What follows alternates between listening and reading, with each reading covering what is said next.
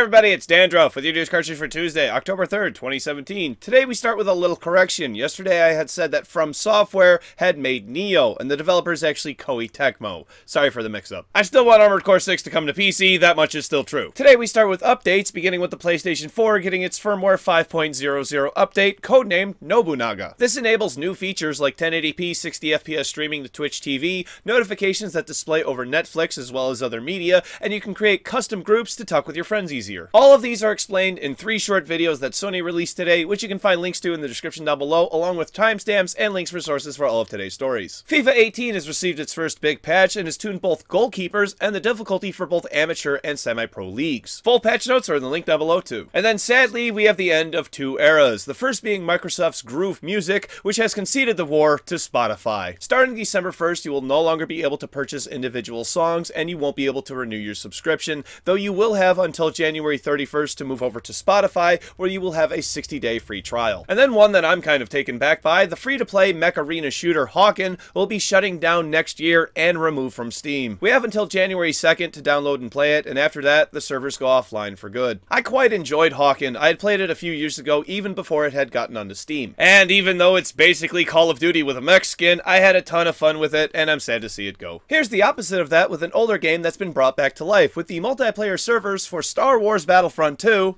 the first one, being brought back online for everyone to enjoy. Funny enough, this was not an effort by EA at all. This is actually the doing of both Valve and GOG, and they have crossplay between the 2 storefronts. Initial reports say that the servers aren't perfect, they do have their fair share of bugs, but it's free to all owners of the game, which is on sale on GOG right now for 60% off. Next up, in an effort to call out bullshit where I see it, Microsoft has said that they want to extend their exclusivity deal with Bluehole in regards to PUBG, specifically because Sony was in talks to bring it to the PS4. This isn't because I think exclusives hurt our hobby. This is bullshit because Microsoft can't claim to be the patrons of cross-platform play and then not want a perfect candidate on the PS4. Somebody go ahead and tell me why cross-platform play between the 2 consoles wouldn't be a great idea for PUBG. Either Microsoft better be willing to pay up to have that deal, or I have a better idea. Microsoft holds PUBG ransom and tells Sony that they're gonna throw a bunch of money at Bluehole unless they enable cross-platform play. That would be dirty as hell and I would love it, but of course that's never gonna happen. From there we go into a story about a Riot Games developer for League of Legends,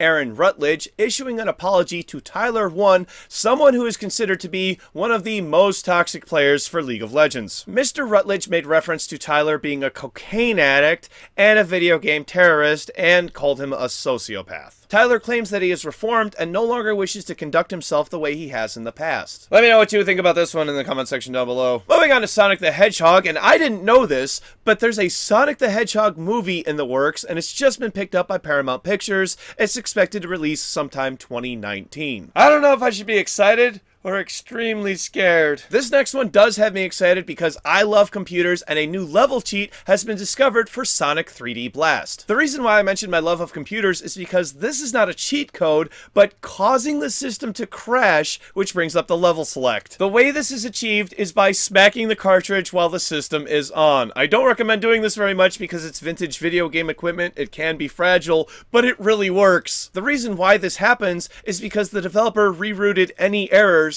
to the level select screen, and this was done as a means to bypass Sega's quality control to get their game onto the Genesis. This is absolutely ingenious laziness when you think about it. And that brings us to our main topic today, which is something that happened over the weekend, which is Silicon Echo and Zonitron responding to Valve having removed their nearly 200 games from the Steam storefront. First, we're going to start with Valve's statement issued on Friday in regards to the games being removed, saying that many users were reporting issues with this developer using multiple accounts, and it was determined by Valve to be the same entity. Next, they explained that the amount of games being produced by these people were causing issues with their store's recommendation algorithm, causing even more issues for shoppers. They then cite key generation abuse, ending on spamming cloned games and manipulating their tools will not be tolerated. A great example of this was them manipulating the Steam API that allowed them to replace games with completely different games once they were in a bundle. However, something they had not done was get around the Steam Direct fee. They still had to pay $100 per game,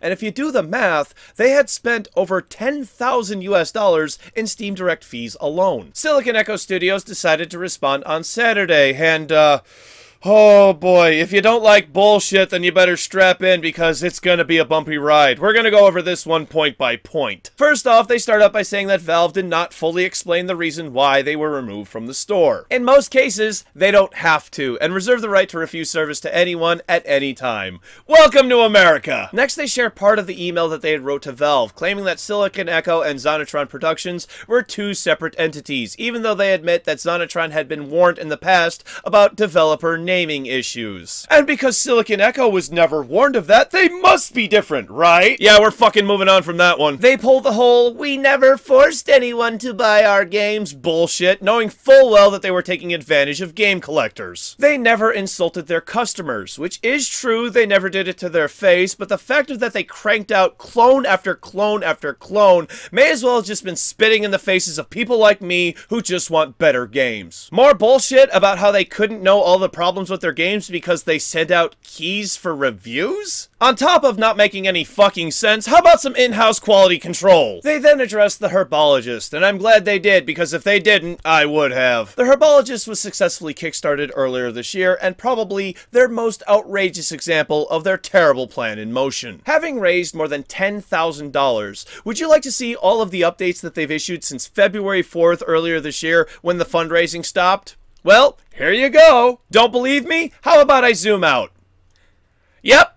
That's fucking it! They haven't said anything to their investors about what they're going to do now that they can't release on Steam, which their Kickstarter was heavily relying on. The icing on this shit cake is they admit that they were using multiple publisher names for, quote, easier statistical tracking. But wouldn't it just be much easier to have them all under the same name? Wouldn't that make more sense? You honestly don't think that having multiple different names is trying to hide something? I can guarantee that no one knows off the top of their head any other name than Zonitron and Silicon Echo, because those are the two they most commonly used. More than likely, we will not see the herbologist release, and if we do, it'll be the same type of asset flip they are known for making because they don't have any talent to make anything else. The final point that I would like to address is to the game collectors, some of which seem to be upset that these games have been removed from their library. Some of those people have even applied for a refund because those games no longer count towards their total. Please hear me out on this one. This was not done as an anti-consumer tactic. Quite the opposite. This is pro-consumer. I understand the need to collect, but it's a bad idea to collect garbage, and that's exactly what these games are.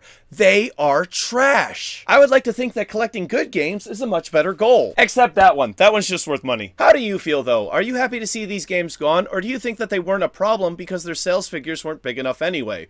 Let me know in the comment section down below. A big thanks to SVD, Mello, and the Sentinels of the store. Without your guys' research, none of this would have been possible. Are you happy to see any of these games? It's tomorrow's game releases. For PC, Starzine, Majestic Trials, Link's Battle Arena, Battle Core Arena, Empire, Lords of the Sea Gates, Omega Strike, Spaceship Commander, The Cerberus Project, Horse Arena FPS, Dragon Glory, Tractor Ball, The Fall of Lazarus, Bit Heroes, Rocks and Rockets, Terrim, Carried Away, Captain Firebeard and the Bay of Crows, Antaria Online, Nimble Bun, Brass, and Pet Squad Racing. For Xbox One, N++. Thank you very much, everybody. This has been News Cartridge. I am Dandruff. I will see you tomorrow. And hey, girl, are you an obelisk? Because I'm trying to find out what an obelisk is through process of elimination. For anybody who didn't get it, you're supposed to be flirting in that joke. It's supposed to be a science joke of like, hey, this is the scientific theory, process of elimination, or scientific method, that is, process of elimination, all that stuff. Ha ha, obelisk. Ah. It's a terrible joke. I couldn't go back. There's a better one about Netflix in Russia. Should have done that one instead. Oh well. Yeah, so fuck Zonitron, fuck Silicon Echo, fuck asset flippers, fuck fake game makers. I hate them all. As you know, as much as I've gotten into some stuff with some devs, not naming any names, I would much prefer to get into that with them or any day. Because at least it shows that we both care about something.